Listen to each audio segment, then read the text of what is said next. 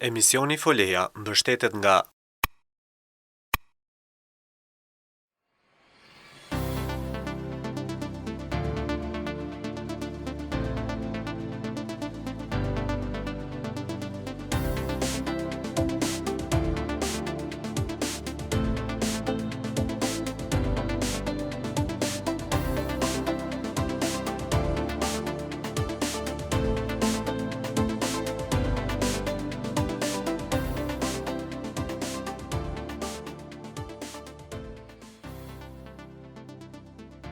Sot në emisionin Folea flasim për alergjitë që kanë fëmijët ndaj natyrës. Alergologja Luljeta Ameti tregon se si të trajtohen dhe si të parandalohen. Ju prezantojmë pelenat e ujit, Little Swimmers Haggis.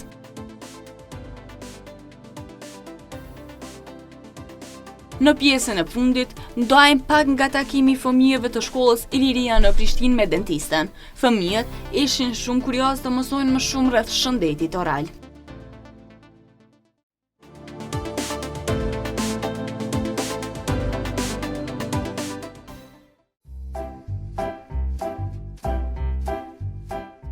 Hunë që rjedhin, sy që lëtojnë, kruarje dhe shenja të tjera të alergjive, nuk prekin vetëm të rriturit. Edhe fëmijët janë njësoj po të ndjeshëm. Alergjitë shpesh shfaqen në vitet e para të jetës së fëmijës dhe nuk është as pak e lehtë, sidomos për nënat, të identifikojnë simptomat dhe shqetësimet të cilat bezdisin fëmijët. Ne biseduam me alergologën Luljeta Ameti, e cila tregoi se cilat janë llojet më të përhapura të alergjive te fëmijët. Organizmi i fëmijës është organizmi i posaçëm krahasuar me organizmin e të rriturve. Në moshën e fëmijërisë, që në ditët e para të jetesës, më së shpeshti paraqitet alergjia florit shtëpiak. Në qoftë se fëmiu paraqet simptome në trajtin e një ekzeme, do të thotë një dermatoze, pastaj të shtima të shpeshta, ose gjendje sikurse ftohje të shpeshta, atëherë kemi të bëjmë me alergjinë e florit shtëpiak. Mirë po, me njëherë pas kësaj periude, në moshën 5-6 mujore, kur fëmiu fillon që të kaloj nga qumshti i gjirit të nënës, ose qumshti artificial në ushqim solid, fillon alergjia që ka të bëjë me alergji të ushqimeve të caktuara, për shkak të hyrjes së ushqimit në organizmin e ri të fëmijut. Ndërsa, duke filluar nga mosha 2 vjeçare deri në moshën 5 vjeçare, veç fillon adaptimi i sistemit imunitar ndaj alergjenëve të caktuar, kështu që fillojnë simptomatologjia nga alergjenë të caktuar të cilët janë të zakonshëm në përditshmërinë tonë. Do të thotë, gradualisht, po flas për një fëmijë atopik, fillon sensibilizimi i organizmit ndaj alergjenëve siç është pluri shtëpiak ose i kafshëve të cilët bashkëjetojnë me fëmijën. Tani më nuk është temë tabu mbajtja e kafshëve shtëpiake siç është qeni, macja e tjerë në jetesën tonë, kështu që edhe kjo alergji ka filluar që të futet në jetesën tonë. Ndërsa duke filluar prej moshës 6 vjeçare e tutje, organizmi i fëmijut veç bëhet organizëm që i gjason organizmit të njeriut të madh, kështu që kemi alergji të ndryshme. Alergji ndaj inhalatorëve, do të thotë poleneve, plurit shtëpiak, mykrave, kafshëve, pastaj alergji ushqimore të tipeve të ndryshme, alergji medikamentoze që nuk është e rrallë, do të thotë qoftë ndaj antibiotikëve, qoftë ndaj antiinflamatorëve, antipiretikëve ose ilaçeve për temperaturë që përdoren në gjuhën e përditshme, e tjerë, si dhe fillon një alergji e posaçme që është alergjia ndaj thumbimit të insekteve të caktuara, prej tyre më e rëndësishmja ose më seriozja është alergjia ndaj thumbimit të bletës, grirëzës dhe vespullës, që mund të jenë edhe vdekje prurse në momentet të caktuara. Tashmo jemi në stinën e pranverës dhe sigurisht fëmijët janë ata që mezi presin të dalin në diell dhe kohën ta kalojnë në ambiente të hapura si në natyrë, por ka edhe nga ata që janë alergji ndaj natyrës. Ata zakonisht shfaqin simptoma të ndryshme, ku përmes tyre prindrit mund ta kuptojnë që nuk është thjesht një ftoje e zakonshme apo virus, por ka të bëjë pikërisht me alergji.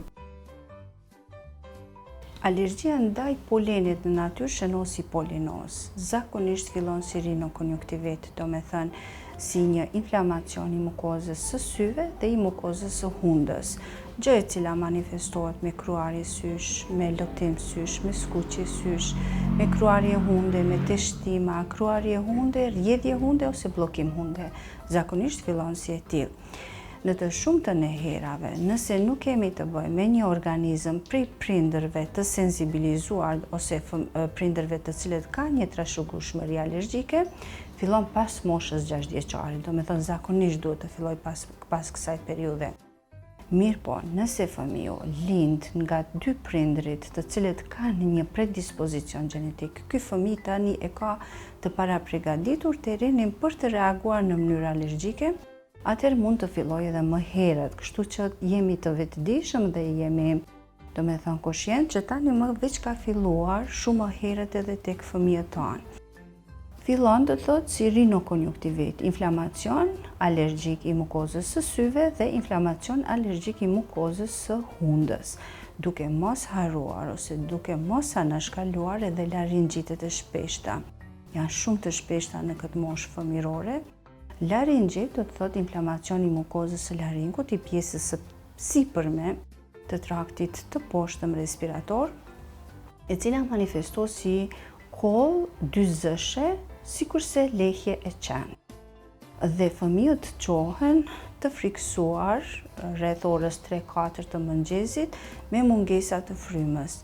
Duhet ta dinë të gjitha nënat ose njerëzit të cilët përkujdesen për fëmijët, që rastet e tilla në të shumtën e rasteve kanë natyrë alergjike, kemi të bëjmë me laringjite alergjike.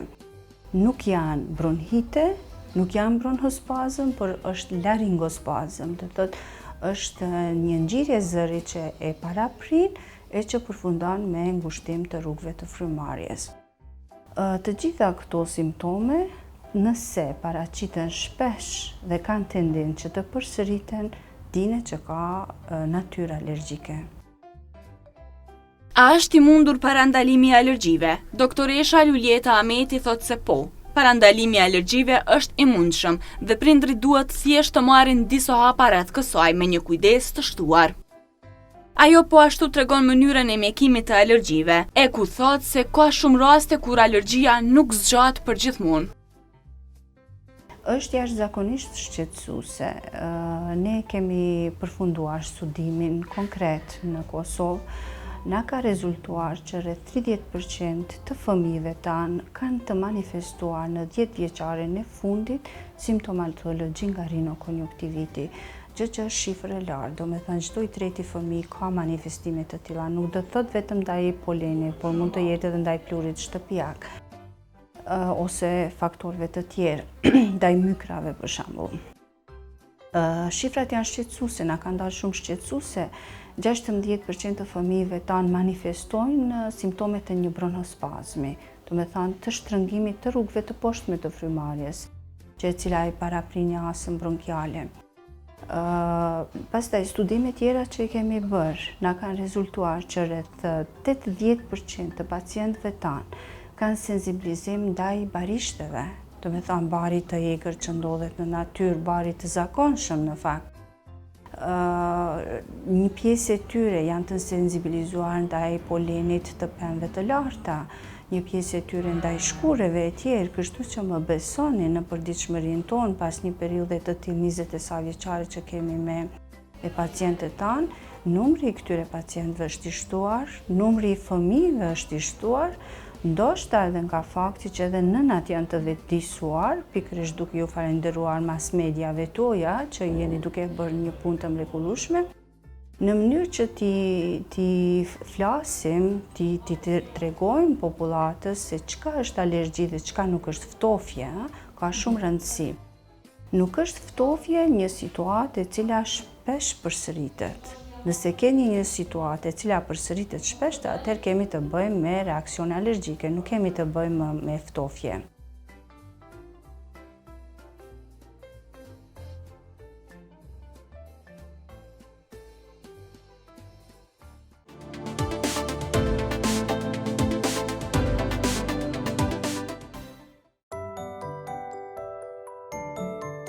tashmë ne po hymë në sezonën e bukur të verës.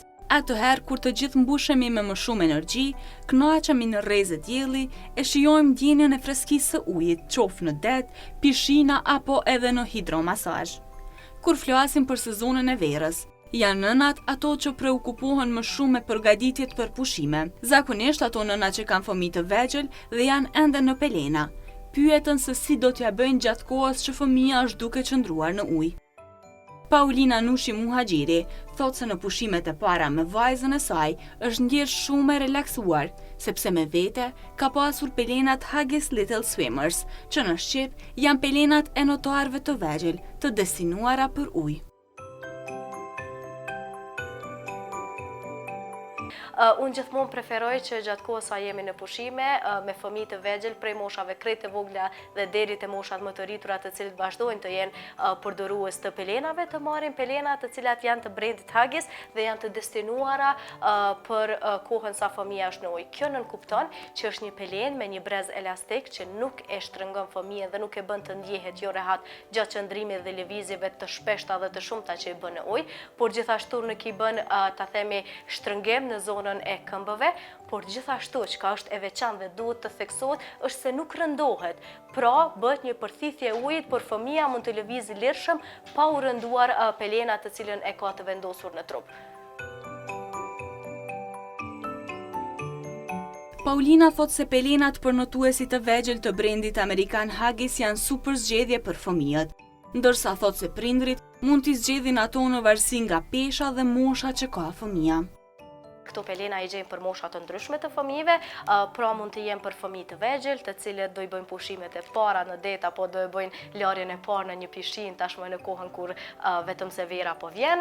Kemi këtë Little Swimmers që është për 3 deri në 8 kg, pastaj kemi të tjerë të cilët janë për mosha të ndryshme, kemi për 12 deri në 18 kg, kemi tjetrën për 7 deri në 15 dhe si të tilla u përshtaten të gjitha moshave dhe të gjitha peshave që i kanë fëmijët, sepse kemi theksuar edhe më herët se jo çdo fëmijë marr parasysh edhe pse e ka moshën e njëjtë mund të ketë edhe peshën e njëjtë.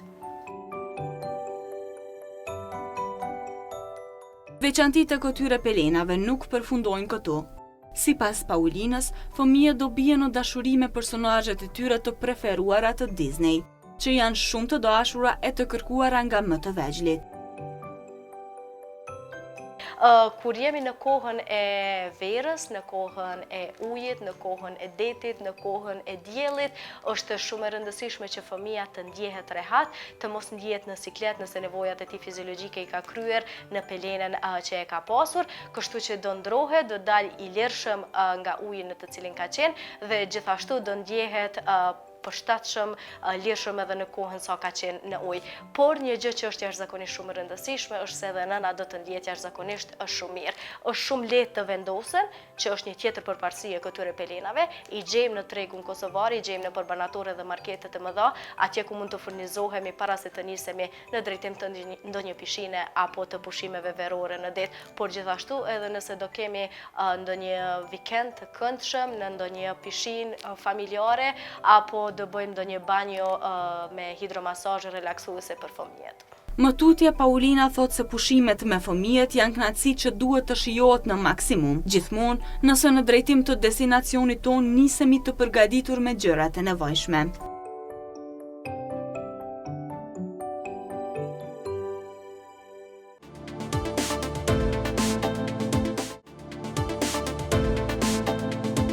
Shtatë më shumë, vitamin D, nëse e merr, as vetë nuk e nje. Koska të forta që s'din me të thy, mos haro, ne mendojmë për ty. Për zhvillimin e koskave të shëndeshme deri në moshën e foshnjorës, fëmia juaj ka nevojë për 7 herë më shumë vitamin D se sa një i rritur. Hip Kombiotik, qumësht vijues, gjithçka që fëmijët i duhet për të rritur. Dafür stehe ich mit meinem Namen. Steakhouse Leka, së shpejti në qendër të Prishtinës.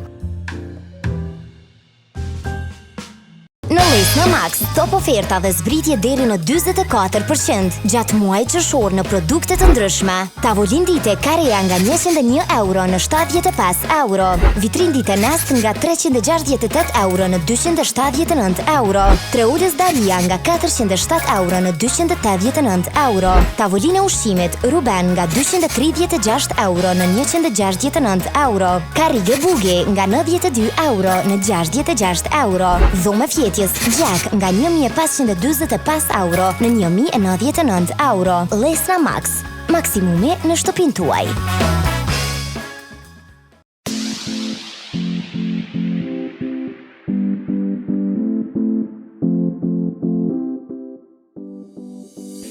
Ka nisur punën Spitali i Ri Ginekologjik Fati Im, me lokacion të ri në Veternik, rruga për Çaklavic. Brenda hapësirës mbi 3000 metra katror, spitali ofron shërbime në ginekologji me obstetrik, kirurgji, urologji dhe laborator biokimik. Në kuadër të spitalit funksionon edhe poliklinika me shërbime internistike, pediatrike, laboratori patologjik dhe mikrobiologjik. Në spitalin Fati Im është i angazhuar stafi profesional vendor dhe ndërkombëtar. Me ne ju lidh besimi sepse do thoni, ky është Fati Im, spitali që kujdeset për shëndetin tim. Aty ku mrekullia fillon. Olive është laboratori më i madh në Kosovë i certifikuar me ISO standarde dhe i monitoruar nga Instituti Gjerman RFB. Në Olive mund të kryeni edhe konsulta dhe kontrole të detajuara mjekësore. Me staf profesional të dëshmuar edhe ndërkombëtarisht, Olive realizon me profesionalizëm të lartë një gamë të gjerë të analizave. Saktësi, shpejtësi dhe konfidencialitet. Rezultatet e analizave kumtohen edhe përmes shërbimit online. Në partneritet me laboratoret më të mira ndërkombëtare, Olive bën zgjidhje të shpejtë dhe korrekte edhe për analizat më specifike. Shëndeti juaj, obligimi ynë. Olive, beson në më të mirët.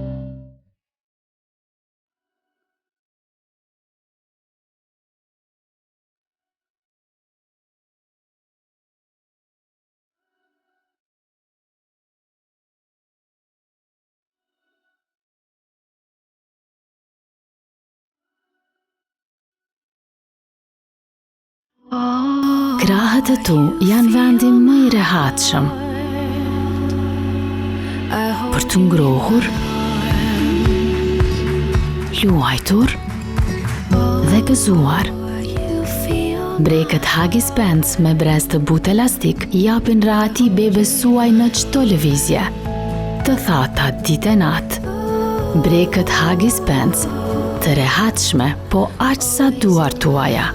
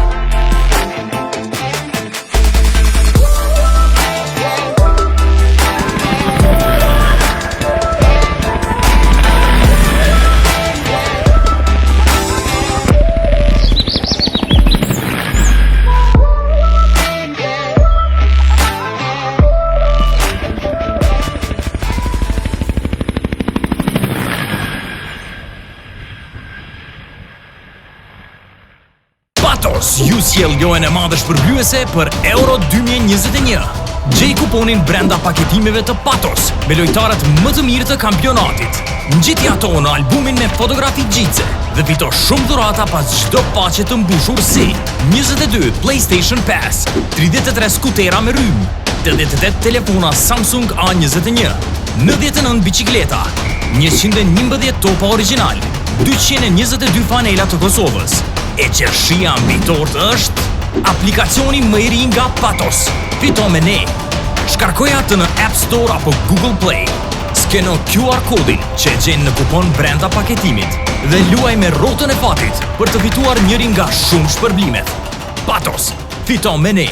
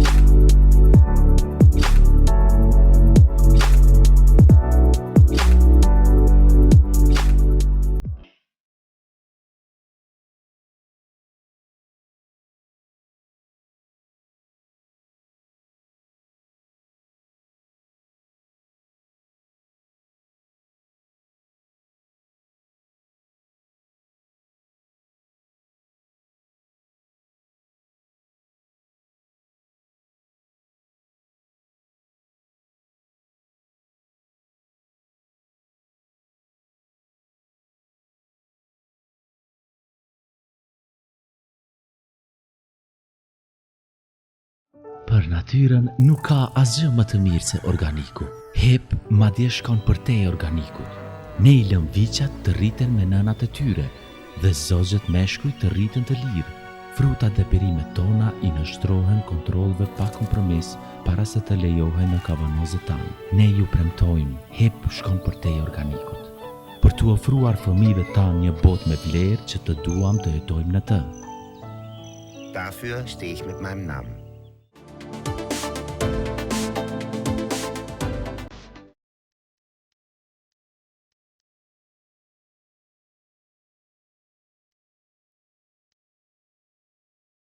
Shkolla Iliria në Prishtinë ka realizuar një takim të fëmijëve me dentisten Iliriana Muje. Kjo e fundit I është përgjigjur pyetjeve të parashtruara nga nxënësit e të gjitha klasave, që nga e para deri në të nëntën. Ata ishin shumë kureshtar që të mësonin më shumë rreth shëndetit oral dhe takimi me dentistën e vlerësuan shumë.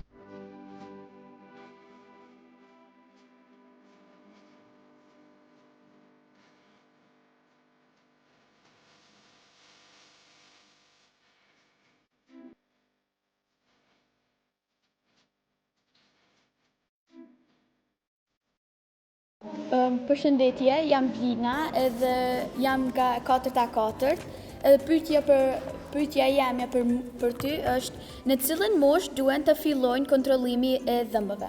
Përshëndetje Blina, mirë se kjo në emisionin Foleja. Domethënë pyetja jote ishte në cilën moshë duhet të fillohet me kontrollimin e dhëmbëve, apo? Atëherë domethënë qysh me daljen e dhëmbit të parë duhet të fillohet me kontrollat tek stomatologu. Faleminderit. Përshëndetje të gjithëve, unë jam Florian Thaqi dhe vi nga klasa e 4A2. Dhe pyetja ime për doktoreshën është, ose për ju, është se në çfarë mënyre duhet I pastrojmë ne dhëmbët tonë? Pastrimi I dhëmbëve, Florian, bëhet në disa mënyra. Këtu e kemi ne një model e cila vlen domethënë për të gjithë, nëse edhe të tjerët e kanë të njëjtën pyetje se në çfarë mënyre duhet të lahen dhëmbët, atëherë domethënë dhëmbët duhet të lahen së pari fillojnë prej nofullës poshtme, këtu prej dhëmbit të fundit, edhe shkojnë poshtë lart derisa të përfundon vargu I dhëmbëve. Pastaj kthehemi domethënë kana e gjuhës, njëjtë, pastaj lahen domethënë sipërfaqet kafshuese ku përtypet ushqimi, mandej shkojmë lart, njëjtë në dhëmbjen e fundit prej lart poshtë. Vazhdojmë gjitha sipërfaqet e dhëmbit, kthehemi kana e qiellzës, sipërfaqet okluzale, mandej, domethënë edhe përpos larjes së dhëmbëve, lahet edhe gjuha edhe mishrat e dhëmbëve. Gjithashtu nuk duhet t'i harrojmë domethënë edhe përdorimin e pejve dentar, që është shumë e rëndësishme sepse brusha nuk mundet të hyjë në gjitha sipërfaqet e dhëmbëve, pastaj domethënë në fund të lamjes duhet të përdoret edhe peri dentar. Përshëndetje, unë jam Stina Sadrio dhe për pyetja në klasën e 4A6, pyetja ime për ty është me çfarë brushe preferohet të lahen dhëmbët? Dhëmbët domethënë duhet të lahen me brusha të cilat I përkasin moshës së juve. Ju keni pa domethënë nëpër markete, nëpër barnatore ku do, shkruan aty, do më thonë 0+6, apo kuptan duhet të shikohet, do më thonë për moshën që i përket. Gjithashtu dhe brusha duhet të jetë, do më thonë mesatare me fije të buta, edhe për fëmijë koka nuk duhet me qenë shumë e madhe, do më thonë koka duhet me qenë ma e vogël, për shkak që nofla juve është ma e vogël, edhe gjithashtu edhe pjesa, do më thonë kulan dhe mbë duhet me qenë me kokë ma të vogël. Faleminderit. Përshëndetje, unë jam Erina Mustafa, jam në klasën e 4A2 dhe pyetja që unë do t'i bëj sot doktoreshës është. Ne zakonisht kur gjuhemi në mëngjes i pastrojmë dhëmbët para se të hajmë ushqim. A duhet që t'i pastrojmë para se të konsumojmë ushqim apo pas, apo në dy format, edhe para se të hajmë ushqim dhe pas? Shumë pyetje me vend, Erina, do me thonë dhëmbët duhet të lanë mësë paku 3 herë në ditë, ajo dihet, do me thonë nuk ban me ranë gjumë pa i la dhëmbët. Në mëngjes ajo shprehi qyshe fiton fëmiju. Gjithsesi duhet të lanë dhëmbët edhe kur zgjohesh nga gjumi, mirë po edhe pas çdo ushqimi, nëse ti ke la, kur je zgjuar nga gjumi, ke konsumu ushqim, atëherë preferohet një shpërlamje, do me thonë. Edhe ashtu, mbas çdo ushqimi preferohet shpërlamja e gojës, a dhëmbët duhet të lanë 3 herë në ditë. Përshëndetje, unë jam Ilsadrio dhe jam nga klasa e 4A6. Pyetja ime për doktoreshën është se sa herë duhet t'i lajmë dhëmbët për t'i mbajtur pastër në ditja? Dhëmbët duhet të lanë 3 herë në ditë, si që ceka dhe ma herët, do me thonë në mëngjes, në dreke dhe në mramje. Sidomos në gjëm nuk ban me ra me fjetë pa i la dhëmbët. Përshëndetje, unë jam Shpata Lalloshi, klasa e 4A4, të mësusja Driot. Sot unë kam një pyetje se sa minuta duhet t'i lajmë dhëmbët? Dhëmbët duhet të lanë 2 deri në 3 minuta, gjithsesi. Përshëndetje, unë jam Jara Ametri, klasa e 4A3. Unë sot e kam një pyetje për doktoreshën. Sa shpesh duhet të bëjmë vizitë rutin tek stomatologu? Vizitat e stomatologu duhet të fillojnë qysh në medalin e dhëmbit të parë, do me thonë. Mandej, gjdo 6 muaj duhet të bëjmë vizitat. Pavarësisht, do me thonë, varet se siç është gjendja momentale e fëmijët, po nëse dhëmbët janë plotësisht në rregull dhe i mirëmban, do me thonë, rregullave, higjiena, nuk ka karjesa, atëherë preferohet çdo 6 muaj. Faleminderit shumë. Përshëndetje, unë jam Bora Bislimi, klasa e 4A5. Pyetja për doktoreshën është çfarë ndodh nëse nuk i pastrojmë dhëmbët? Atëherë nëse nuk i pastrojmë dhëmbët, a e dini se çfarë mund të ndodhë ju? A dini ju tashme mu përgjigj mua? Po. Çfarë ndodh? Prishën dhëmbët. Prishën dhëmbët, do me thonë, nëse ne nuk i pastrojmë dhëmbët, atëherë vije deri te prishja e dhëmbëve. Përshëndetje, unë jam Jën Kuci nga klasa 4A4. Pyetja ime për doktoreshën është, cilën postë të dhëmbëve e preferon ti? Pasta, do me thonë, për fëmijë preferohet varësisht prej moshës, do me thonë, tash kemi pasta në treg që i përgjigjet edhe moshës ju, mirë po gjithsesi duhet të përdoret pasta e cila përmban florë. Pasta me florë, sepse është një preventiv shumë e mirë për dhëmbë, e forcon, do me thonë, zmaltin e dhëmbit, edhe gjithsesi preferohen pasta të cilat përmbajnë florë. Përshëndetje, unë jam Alia Kusumi, jam në klasën 4A1. Pyetja për ju është në cilën moshë duhet të bëhet vendosja e protezave dhe tregona më shumë për procesin e vendosjes së tyre dhe heqjes së tyre. Vendosja e protezave duhet të bëhet, do me thonë, moshën 90 vjeçare. Tani ne kemi 2 lloj proteza, do me thonë, proteza mobile e cila hjeket, do me thonë, nga goja vendosët edhe vendosët shumë lehtë dhe ato fikse tash që po i shohim që është bë trend. Mirë po, për moshën e juve, do me thonë, duhet të fillohet qysh nga mosha 9 dhe 10 vjeçare. Me daljen e dhëmbëve këta përpara, do me thonë, kompletohen, pastaj preferohet vendosja e protezës. Faleminderit.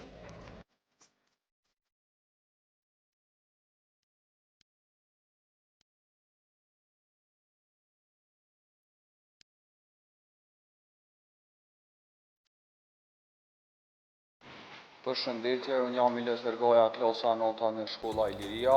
Pyetja ime për ju është çka kuptoj me pedodonte apo pedodonci, pasi që jam me profesionin e pedodonte. Shumë faleminderit Milat, shumë pyetje me vend, do të thonë, unë jam një pedodonte, ku pedodoncia është një degë stomatologjisë, e cila mirë, do të thonë, me proceset fiziologjike, patologjike, me shërime, me intervenime, duke filluar, do të thonë, që nga lindja e deri te mosha e shtym, do me thonë zakonisht përfshin moshën 15 vjeqare, duke i përfshi këto dhe personat me handicap. Do me thonë duke mos i lënë anash edhe personat me handicap.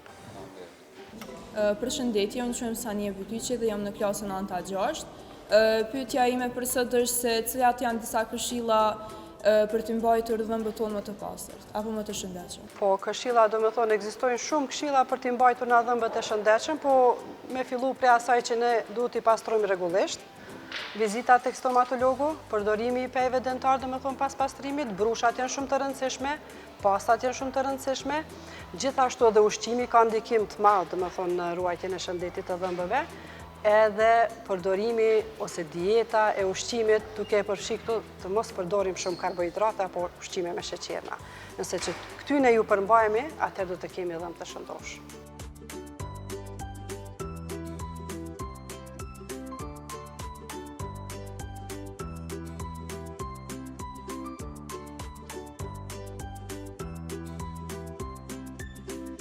Përshëndetje, unë jam Elsa Sani nga klasa 7A2 nga shkolla fillore Iliria.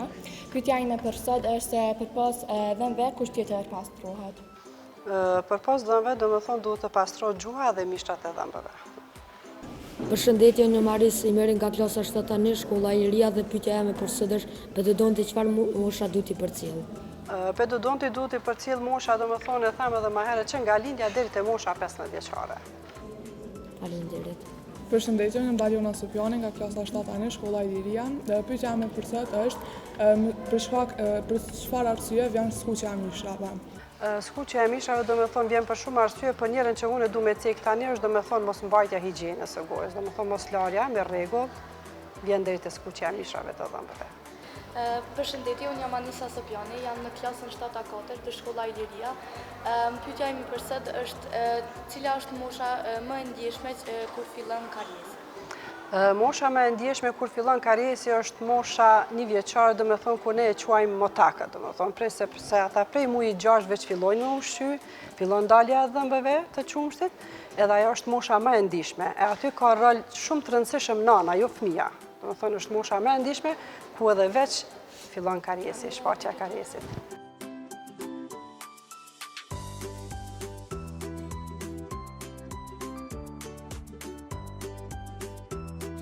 Përshëndetje, unë jam Brinda Muji, jam në klasën 9A1 dhe pyetja ime për ty është çka përfshin preventiva?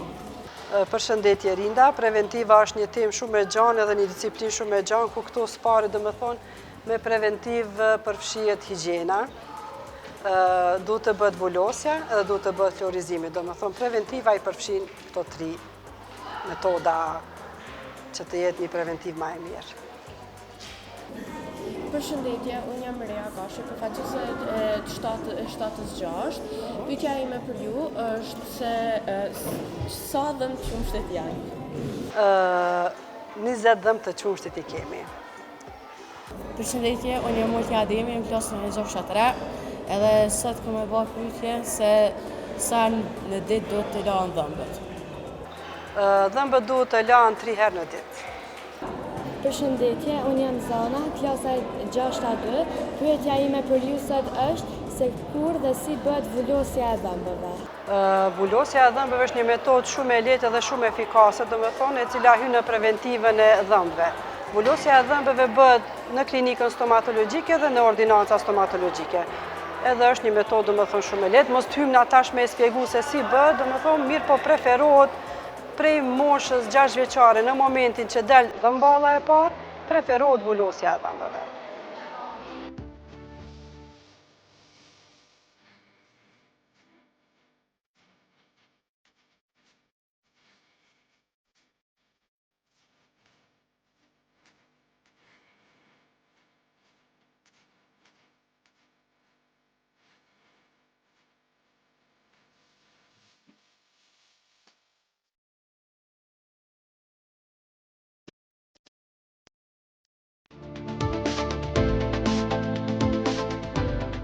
Qumshti i gjirit është më i miri. Nëse qumshti i parë nuk është qumshti i nënës, atëherë dua të bëj gjithçka si duhet. Kjo është arsyeja pse qumshti ynë kombiotik vazhdues është bërë nga kulturat natyrale të acidit laktik dhe në cilësinë më të mirë organike, duke u frymëzuar nga natyra. Dafür stehe ich mit meinem Namen.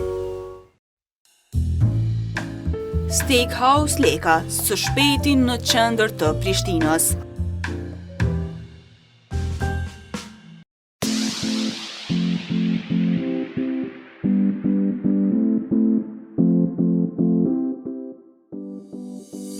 Ka nisur punën Spitali i Ri Ginekologjik Fati Im, me lokacion të ri në Veternik, rruga për Çaklavic. Brenda hapësirës mbi 3000 metra katror, spitali ofron shërbime në ginekologji me obstetrik, kirurgji, urologji dhe laborator biokimik. Në kuadër të spitalit funksionon edhe poliklinika me shërbime internistike, pediatrike, laboratori patologjik dhe mikrobiologjik. Në spitalin Fati Im është i angazhuar stafi profesional vendor dhe ndërkombëtar. Me ne ju lidh besimi sepse do thoni, ky është Fati Im, spitali që kujdeset për shëndetin tim. Aty ku mrekullia fillon. Olive është laboratori më i madh në Kosovë i certifikuar me ISO standarde dhe i monitoruar nga Instituti Gjerman RFB. Në Olive mund të kryeni edhe konsulta dhe kontrole të detajuara mjekësore. Me staf profesional të dëshmuar edhe ndërkombëtarisht, Olive realizon me profesionalizëm të lartë një gamë të gjerë të analizave. Saktësi, shpejtësi dhe konfidencialitet. Rezultatet e analizave kumtohen edhe përmes shërbimit online. Në partneritet me laboratoret më të mira ndërkombëtare, Olive bën zgjidhje të shpejtë dhe korrekte edhe për analizat më specifike. Shëndeti juaj, obligimi ynë. Olive, beson në më të mirët.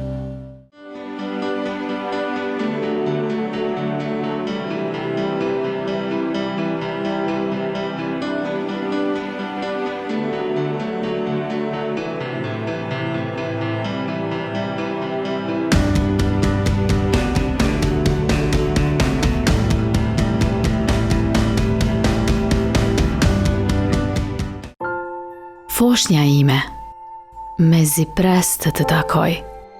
Thonë se asgjë nuk krahasohet me përqafimet tona të para.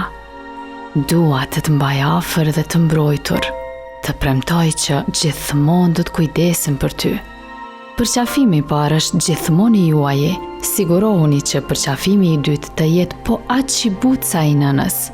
Haggis Newborn, pelenat më të buta, si përqafimet e nënës. Patos ju sjell lojën e madhe shpërblyese për Euro 2021. Gjej kuponin brenda paketimeve të Patos me lojtarët më të mirë të kampionatit.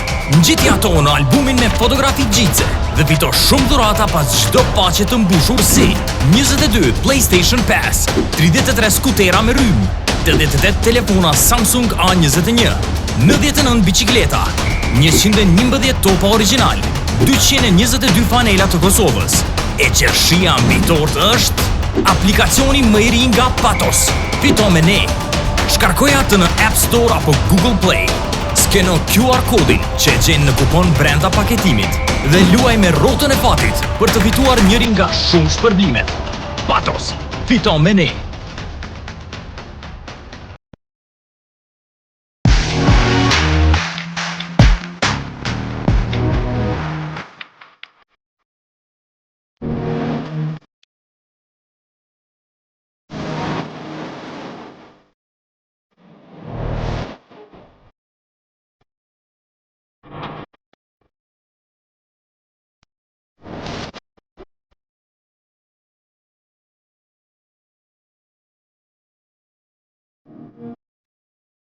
Në Pro Max, top oferta dhe zbritje deri në 44% gjatë muajit qershor në produkte të ndryshme. Tavolin dite Karea nga 101 euro në 75 euro.